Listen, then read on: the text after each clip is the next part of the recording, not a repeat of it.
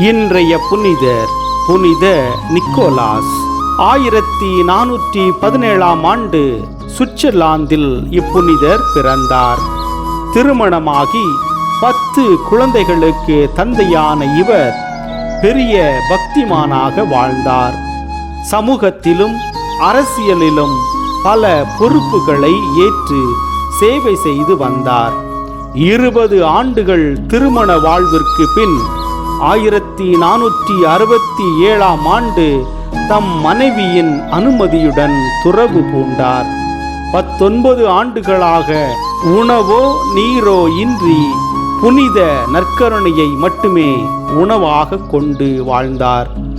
1481 ஆண்டு சுவிட்சர்லாந்து நாட்டில் உள்நாட்டு போர் மூழ்கின்ற ஆபத்து ஏற்பட்ட பொழுது இவரது சமாதான கோரிக்கையால் அமைதி ஏற்பட்டது.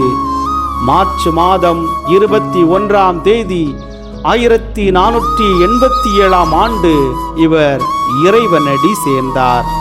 சுவிட்சர்லாந்தின் அனைத்து கிறிஸ்தவர்களாலும் இவர் வணக்கம் செலுத்தப்படுகின்றார்.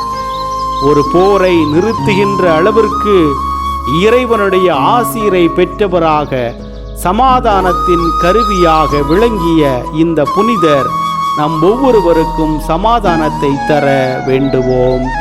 இறை ஆசீர் உங்கள் உள்ளத்தையும் இல்லத்தையும் நிரப்புவதாக. ஆமேன்.